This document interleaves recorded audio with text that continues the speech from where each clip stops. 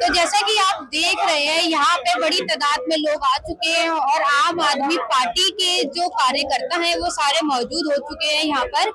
अब बारी है कुछ कांग्रेस के बड़े दिग्गज नेताओं की आने की, तो थोड़ी देर में वो भी आपको यहाँ पे दिखेंगे आने के लिए। और आप देख सकते हैं कि यहाँ पे पंजाब से आम आदमी पार्टी के सारे कार्यकर्ता नेता वगैरह सब आ चुके हैं।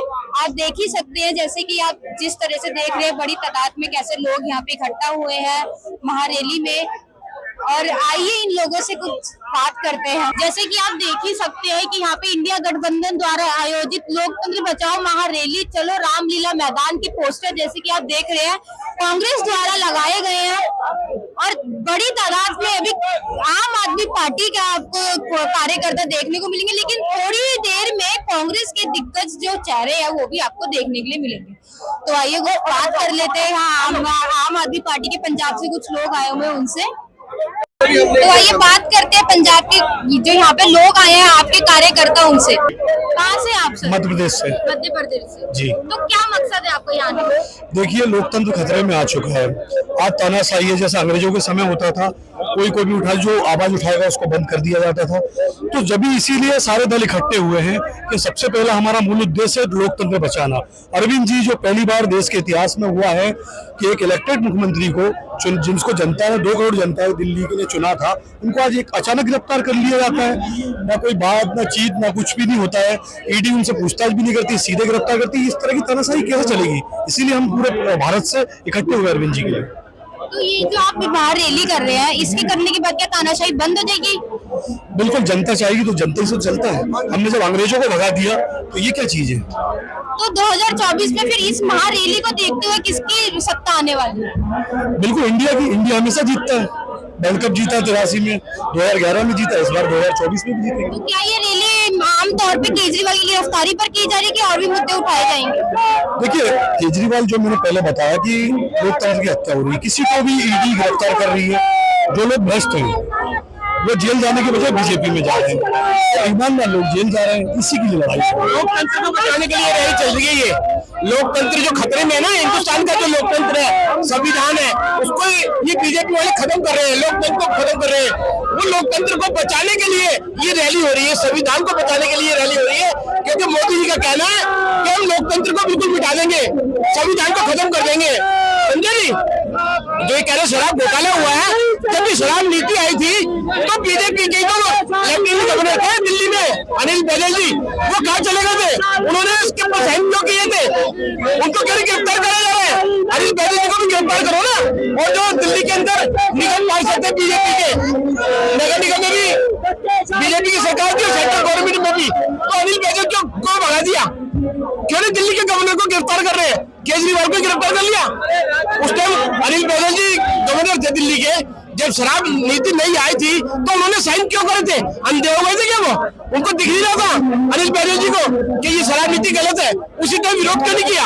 लागू होने से पहले ही अगर उसका विरोध करते तो वो लागू होती ही नहीं है। जिस शरद रेड्डी ने 55 करोड़ रुपए दिया केजरीवाल के खिलाफ बोला है, उसको तो छोड़ दिया, वो दूध का धुला हो गया। क्योंकि एक मार्केट में एक नया पाउडर आया है, वॉशिंग पाउडर मोदी। समझे नहीं? हिंदुस्तान के अंदर जितने मर्जी कुकर्म करो और साफ हो जाओ, बेदाग हो जाओ। एलजी का तो ये भी कहना है कि जहाँ तक देखा जा रहा है जेल से सरकार नहीं चलने देंगे। नहीं तो ये तो दादागिरी चल रही है ना, हिंदुस्तान के अंदर दादागिरी चल रही है। सिर्फ बीजेपी ही गवर्नमेंट चला सकती है। मर्डर कर दो, बहन बेटियों को रेप कर दो, है नी, और बीजेपी में आ जाओ तो वो सब खत्म हो गए। उन्होंने रेप नहीं करा, उन्होंने कुछ भी नहीं करा। और केजरीवाल जी को कह रहे सरकार नहीं चलाने देंगे जेल से। भाई क्यों नहीं चलाने देंगे? सब अगर केजरीवाल जी को नहीं चलाने देंगे तो और सीएम बन जाएगा उन्हीं की पार्टी का। पूरे बहुमत है। जो ये राष्ट्रपति शासन लगाना चाहते हैं ना, जैसे इन्होंने कश्मीर में लगाया है ऐसे दिल्ली में लगाना चाहते हैं। ऐसे ही अभी देखना आप, जहाँ पे कांग्रेस की सरकार है वहां पर भी ऐसे गुंडागर्दी चलेगी।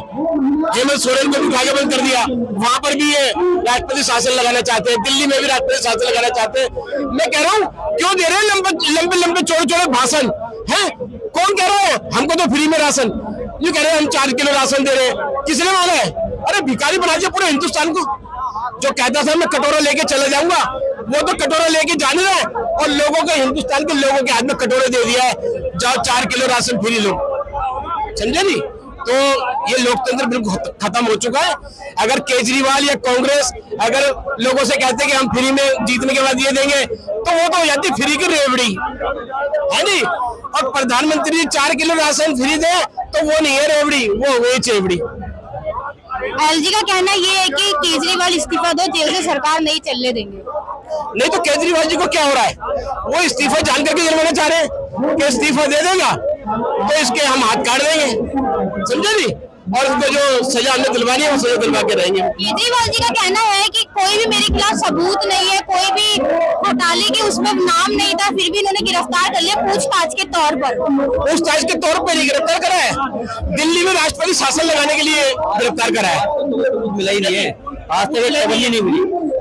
ये तो सरकार खत्म करना चाह रहे हैं, राष्ट्रपति शासन लगाना चाह रहे हैं। जैन जी ने अच्छे मतलब कि हॉस्पिटल बनाए, मोहल्ला क्लिनिक बनाए, उन्हें खत्म किया, उन्हें जेल में डाल दिया। अब संजय सिंह जो संसद के अंदर बुलंद आवाज, जो संसद के बाहर बुलंद आवाज, उन्हें जेल में डाल दिया। मनीष सिसोदिया जी जिन्होंने अच्छी शिक्षा से अच्छे स्कूल बनाए, उन्हें जेल में डाल दिया। अब केजरीवाल जी जिन्होंने दिल्ली के अंदर इतना काम किया, महिलाओं को फ्री यात्रा कराई, महिलाओं को 1000 सम्मान राशि देने के काम किया, उन्हें जेल में डाल दिया। ये क्या हो रहा है? लोकतंत्र की हत्या नहीं है, ये भाजपा लोकतंत्र की हत्या करना चाह रही है, हत्या करनी है। चलिए बहुत ये तो हिंदुस्तान के जो नेता है ना, जितनी भी विपक्षी पार्टी है, इनको चुनाव लड़ना ही नहीं चाहिए। रोड पे आ जाए, इलेक्शन का बहिष्कार कर दे मोदी जी, हम चुनाव नहीं लड़ेंगे। आप ही बैठो संसद भवन के अंदर, आप ही बैठो, सारी हिंदुस्तान की जितने भी राज्य है ना, सारे मुख्यमंत्री आप ही बैठो, हम चुनाव नहीं लड़े तो सड़कों पे आ गए हैं। सारी विपक्षी पार्टी रोड पे आ जाए, सारे उनके कार्यकर्ता। एनडीए का तो मकसद यही है विपक्ष को खत्म करना। हाँ, विपक्ष खत्म हो जाएगा ना, आम आदमी पार्टी दिए जल जाएंगे प्रधानमंत्री जी के घर में भी और बीजेपी वाले के घर में भी थालियां पिट जाएंगी कि लो जी सारे विपक्ष ने हथियार डाल दिए, चुनाव का बहिष्कार कर दे, हम चुनाव नहीं लड़ेंगे। सारे नेता रोड पे आ रहे, कोई चुनाव नहीं लड़े।